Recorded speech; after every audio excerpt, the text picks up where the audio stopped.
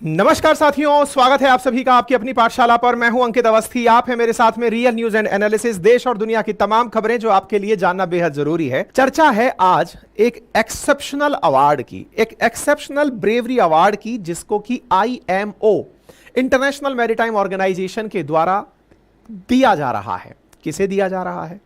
एक भारतीय मूल के कैप्टन को दिया जा रहा है। क्यों दिया जा रहा है? क्यों नहीं? क्योंकि उन्होंने अदम्य साहस का परिचय दिया है। कहां दिया है?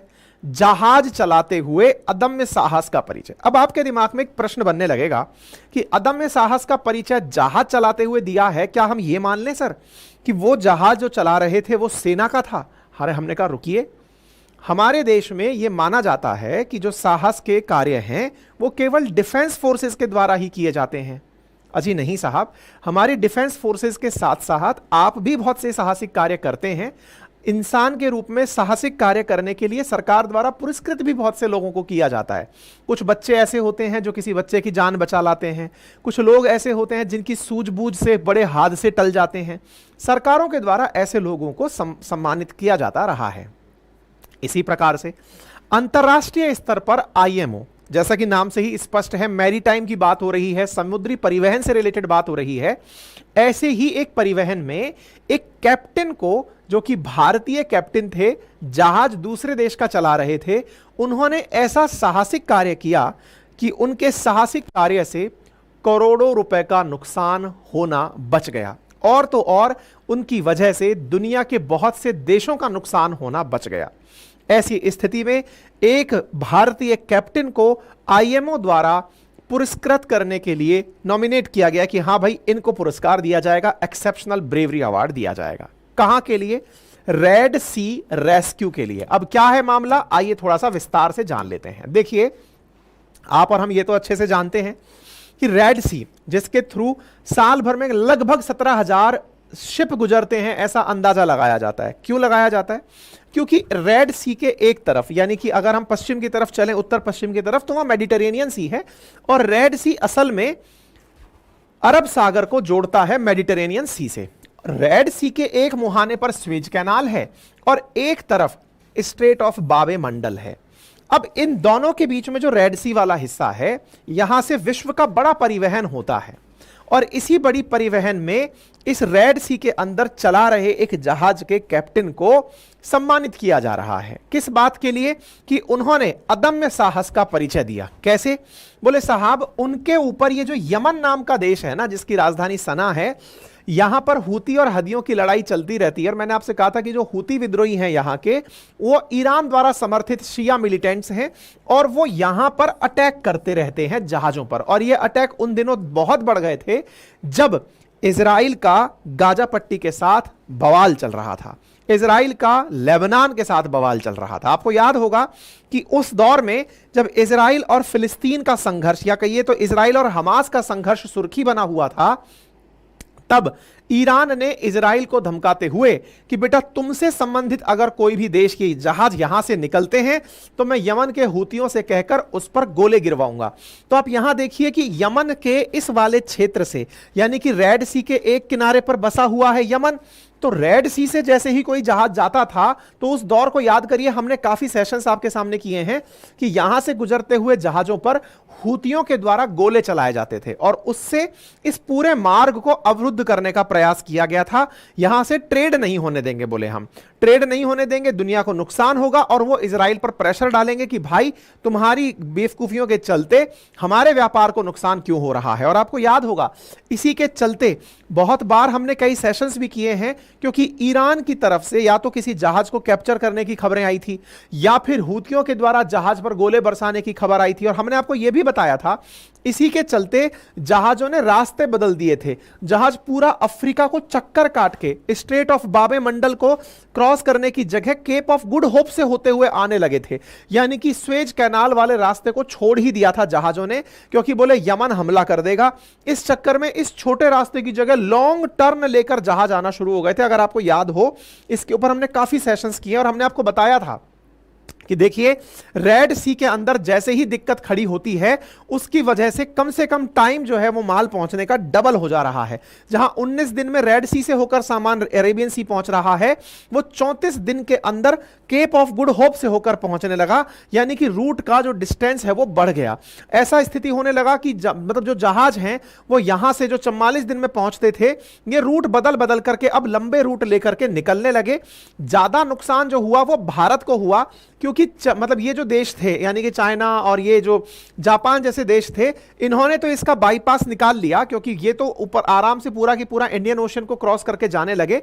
हम तक पहुंचने वाले जो जहाज थे इन्हें दिक्कत होने लगी थी। इसका परिणाम यह पड़ा था कि किराया जो था वो कंटेनर्स का लगभग 30% बढ़ गया था, अगर आप उस चीज को ध्यान रख पा रहे हैं, क्योंकि स्वेज कैनाल में यहूदियों के द्वारा, हूथियों के द्वारा बहुत ज्यादा दिक्कत की गई थी। ठीक है साहब। अच्छा, उसी दौर में हमने आपको कुछ और बातें भी बताई थी। क्या बातें बताई थी? हमने बताया था कि इस पूरे रास्ते पे पायरेट्स का, यानी कि जो हॉर्न ऑफ अफ्रीका के अंदर सोमालिया जो कंट्री है वहां से कुछ समुद्री लुटेरे आकर या तो जहाज लूट ले रहे हैं या हूती जो हैं वो हमला कर ले रहे हैं। इनकी वजह से बहुत ज्यादा रास्तों में दिक्कत होने लगी, और उससे निपटने के लिए भारत ने अपने स्तर पर काफी प्रयास किए कि भाई इंडियन ओशन में हम हैं, अरेबियन सी में अगर कोई भी दिक्कत होगी तो हम अपना आईएनएस विशाखापट्टनम वहां तैनात कर दिए और कहे कि भाई हमारा आईएनएस विशाखापट्टनम इस क्षेत्र में, जो अरब सागर से और रेड सी के बीच का जो क्षेत्र है, इसमें कोई दिक्कत होगी तो हम उससे लोगों को बचाएंगे। और इस पर हमने सेशंस भी किए थे। याद कर लो, यह समय उसी समय का है, लगभग जनवरी के आसपास का समय है, और हमने इस पर सेशंस भी किए हैं। उसी जनवरी में एक घटना हुई थी। क्या घटना हुई थी? एक नेफ्था से भरा हुआ ट्रक मतलब जहाज जा रहा था। नेफ्था से भरा हुआ जहाज स्वेज कैनाल से पास होता है और दक्षिण कोरिया की यात्रा पर जा रहा है, और वो रेड सी को क्रॉस करता है। रेड सी को क्रॉस करता है। क्रॉस करते करते ही यमन में से हूतियों के द्वारा उस पर बैलिस्टिक मिसाइल चला दी जाती है। बैलिस्टिक मिसाइल चलाते ही नेफ्था, जो कि बहुत तेजी से आग पकड़ता है, मतलब फ्लेमेबल आर्टिकल है, कई हजार टन सामान भरा हुआ है, वो आग पकड़ लेता है। और जैसे ही वो आग पकड़ता है तो ये तय हो जाता है कि ये जहाज अब बचेगा नहीं। ठीक है। उसी जहाज के बचने के ऊपर दो लोगों को, इनमें से एक हमारी नेवी के कैप्टन ब्रजेश नाम्बियार हैं, और दूसरे व्यक्ति जिनका नाम है कैप्टन अहिलाश रावत, और उनके क्रू को आईएमओ द्वारा अवार्ड एक्सेप्शनल ब्रेवरी एट सी के लिए दिया जा रहा है कि बोले भाई आपको यह अवार्ड दिया गया, यानी कि उनको दिया गया। ठीक है साहब। तो हुआ क्या था? हुआ कुछ ये था, यहां पर आप देख सकते हैं ये जो कैप्टन है अविलाश रावत, इनकी आप तस्वीरें देख रहे हैं। इन्होंने असल में क्या किया था, ये अपना जहाज चला रहे थे। ये जब जहाज चला रहे थे, इन्हें इस बात का एहसास होता है कि मेरे जहाज के ऊपर हमला हो गया है। हमला हो गया है तो उससे आग लग गई है। आग लग गई है तो इतना बड़ा जहाज जिसमें कि हजारों टन नेफ्था भरा हुआ है, यह आग से आग लग करके जमींदोज हो जाएगा, समर्पित हो जाएगा। लेकिन इन्होंने हार नहीं मानी, और ये इस जहाज को बचाने के लिए अपने पास जितने भी संसाधन थे उससे आग को बुझाने में जुट गए। और इन्होंने आसपास के क्षेत्रों में मैसेज दे दिया कि साहब मेरे जहाज में आग लग गई है। इस जहाज के आग के मैसेज को सुनते ही भारत की तरफ से हमारा आईएनएस विशाखापट्टनम उस तरफ भेज दिया जाता है। उस आईएनएस विशाखापट्टनम को कैप्टन ब्रजेश नाम्बियार लीड कर रहे हैं। ब्रजेश नाम्बियार भी वहां पहुंचते हैं। जब तक नाम्बियार पहुंचते हैं तब तक ये अविनाश करके जो रावत जो हैं कैप्टन, जो उस जहाज के थे जिसमें आग लगा था, ये अपने लेवल पर उस जहाज को रेस्क्यू कर रहे थे, और हमारी नेवी ने पहुंच करके उसे पूरी तरह सुरक्षित कर लिया, उस आग को पूरी तरह बुझा दिया।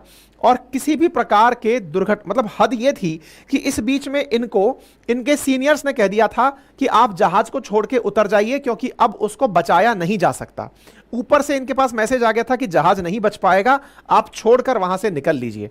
लेकिन इनके अदम्य साहस से और भारतीय नेवी की तत्परता से इन दोनों स्थितियों ने ऐसा काम किया कि उस जहाज को बचा लिया गया। इसी के चलते आईएमओ यानी इंटरनेशनल मैरीटाइम ऑर्गेनाइजेशन ने 10 जुलाई को ब्रेवरी अवार्ड इस टैंक को बचाने के लिए दिया है।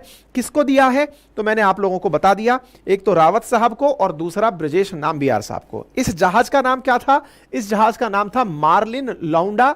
और ये जो मार्लिन लुंडा नाम का जहाज था, ये 26 जनवरी 2024 को 84,147 टन नेफ्था, नेफ्था मतलब एक हाइड्रोकार्बन है, ज्वलनशील पदार्थ है, इतना माल लेकर के स्वेज कैनाल से निकला था और इंचियोन जो कि कोरिया के अंदर है वहां जा रहा था। लेकिन इसके ऊपर बैलिस्टिक मिसाइल से हमला हो गया और इस हमले के बाद में 5-5 मीटर तक की ऊंची लपटें उठना शुरू हो गई थी। लेकिन इन्होंने अपने दम पर पूरा मतलब प्रदर्शन करते हुए इस चीज को बचाने का अदम्य साहस दिखाया। और इसी बीच में भारत की तरफ से इंडियन नेवी वहां पर पहुंचती है और इंडियन नेवी से INS विशाखापट्टनम जब वहां पहुंचता है वो इस जहाज को बचाने में पूरी तरह से साहसिक कार्य करता है। अब आप सोचकर देखिए कि आग लगना बड़ी बात थी, ये तो ठीक है, लेकिन जितना माल है इसमें 84,000 टन, एक टन में 1,000 किलो है, मतलब कितने किलो माल यहां पर जहाज में जा रहा है। और अगर ये आग लगती तो ये कितना भयंकर विस्फोट करती, इस क्षेत्र के अंदर कितने दिन तक ट्रैफिक रुक जाता, कितना जबरदस्त समुद्री पॉल्यूशन होता, इसकी आप कैलकुलेशन कर कर समझिए। मतलब इतना सारा माल लेकर ये जा रहा है। अब इसको रोकने के लिए इस पर हर तरह का फोम की बारिश की गई, सब कुछ किया गया। फाइनली इस पूरी आग को पूरे जहाज पर फैलने से रोक लिया। और देखिए ये वो तस्वीरें हैं जिससे इस आग को फोम डाल करके पूरी तरह न्यूट्रलाइज कर दिया गया, पूरी जहाज को बचा लिया गया। ये MV मार्लिन लुंडा के भीतर जो हूतियों के अटैक के बाद की स्थिति है उस पर यहां पर ये सारे के सारे लोग अपनी बात बोल रहे हैं। ये जहाज ब्रिटेन का था और ये ब्रिटेन के एक मर्चेंट थे, उनका जहाज था और यहां पर एंटी शिप मिसाइल से हिट हुआ था। इसके बाद में फिर इस पूरी घटना को हर जगह कवर किया गया था। AIR रेडियो पर भी इसको प्रकाशित किया गया था, मतलब साझा किया गया था और कहा गया था कि मार्लिन लुंडा पर 22 इंडियन और एक बांग्लादेशी क्रू था, उन्हें पूरी तरह सुरक्षित बचा लिया गया और यह जहाज अब पूरी तरह सुरक्षित है। यह उस समय भी काफी ज्यादा सुर्खियों में आ गया था।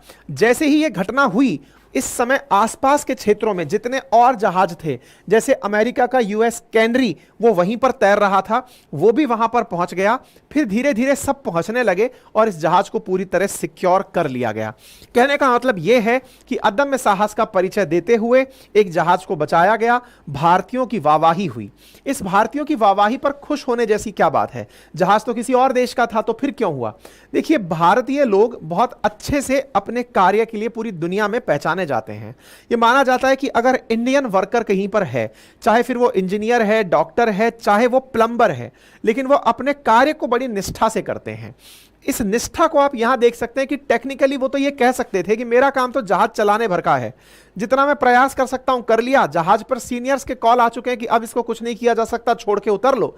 लेकिन इन्होंने अपनी जान की परवाह किए बगैर कि नहीं, जहाज को कुछ हो गया तो बहुत लोगों को बहुत नुकसान होगा, यह बात भारतीयों की एज एन होल पूरी दुनिया में इज्जत बढ़ाती है। आप सोचिए, कुछ समय पूर्व अमेरिका के अंदर भी ऐसा ही हुआ था, बाल्टीमोर हादसा अगर याद हो, तो एक जहाज था, जो जहाज एक पुल से टकरा गया था बाल्टीमोर के अंदर, लेकिन किसी ने भी इंडियन क्रू के ऊपर उंगली नहीं उठाई। उन्होंने कहा कि नहीं, इंडियन क्रू अगर किसी जहाज को चला रहा है, इसका मतलब वो बेस्ट ट्रैवल कर रहा है, बहुत अच्छे से वो ट्राई कर रहा है, कोई भी उसमें गड़बड़ की गुंजाइश नहीं होगी अगर क्रू इंडियन है। तो ये जो इमेज बनती है इंडियंस की, इसके लिए यह बात बहुत ज्यादा मायने रखती है। इसी के चलते इन रावत जो मतलब कैप्टन अविनाश रावत जो हैं, इनका नाम मार्शल आइलैंड ने अपनी तरफ से IMO के अंदर नॉमिनेट किया कि साहब हम अपनी तरफ से कहते हैं कि इनको यह अवार्ड मिलना चाहिए। इस तरह से कुल मिलाकर के 41 लोग हैं जिनको इस अवार्ड के लिए नॉमिनेट किया गया है IMO के अंदर। IMO में 15 मेंबर स्टेट होते हैं जो नॉन गवर्नमेंटल, इंडिया भी उसके अंदर फिलहाल एक मेंबर स्टेट है। 1948 में UN के तत्वाधान में इसकी स्थापना की गई, 58 में कार्य करना शुरू किया, 59 के अंदर भारत इसका मेंबर भी बना। इनके द्वारा अंतरराष्ट्रीय स्तर पर व्यापार कैसे समुद्री सुगम तरीके से कराया जाए और समुद्र के अंदर किसी प्रकार का पॉल्यूशन ना फैले, ये दोनों बातें IMO द्वारा मॉनिटर की जाती हैं। इसका मुख्यालय लंदन में है और इन्हीं के द्वारा दिसंबर 2024 में यह अवार्ड दिया जाएगा। ठीक है, तो IMO जो है एक स्पेशलाइज्ड एजेंसी है, प्रयास करती है कि समुद्र में पॉल्यूशन ना हो और शिप जो चल रहे हैं वो मतलब पूरी तरह से निर्बाध होकर चले। 175 कंट्री इसके अंदर मेंबर्स हैं, 15 मेंबर इसके अंदर वो डिसीजन मेकिंग जो यूनिट है उसके अंदर बैठते हैं, जिसमें भारत भी एक सदस्य है। इसके लिए इन्हें 2 दिसंबर को लंदन के अंदर पुरस्कार से सम्मानित किया जाएगा। यानी कि जिस तरह से भारत में भी होता है ना, कीर्ति चक्र की घोषणा तो हो गई, लेकिन अवार्ड जो दिया जाएगा वो दिसंबर में दिया, मतलब 26 जनवरी और 15 अगस्त को घोषणा तो हो जाती है, फिर बाद में दिया जाता रहता है। ऐसी ही घोषणा हो चुकी है, 2 दिसंबर के दिन लंदन में इनको यह अवार्ड दे दिया जाएगा। ठीक है, उम्मीद है कि आपको यह जानकारी काफी इंस्पायरिंग लगी होगी। साथियों से जरूर साझा करिए। चैनल पर नए हैं तो चैनल को सब्सक्राइब कर लीजिए। और हाँ, यदि आप में से कोई भी साथी हमारे साथ में हमारे रिकॉर्डेड कोर्सेज का आनंद लेना चाहता है तो मेरे द्वारा पढ़ाए हुए रिकॉर्डेड बैचेस उपलब्ध हैं अपनी पाठशाला एप्लीकेशन पर, जिसका लिंक कमेंट बॉक्स में पिन किया गया है, आप उसे एक्सेस कर सकते हैं। हमारे हैंड रिटन नोट्स जो क्लास में पढ़ाए जाते हैं वो भी आपके लिए घर बैठे डिलीवर करने के लिए उपलब्ध हैं, जिन्हें आप ऑर्डर कर सकते हैं। ठीक है साहब, चलिए।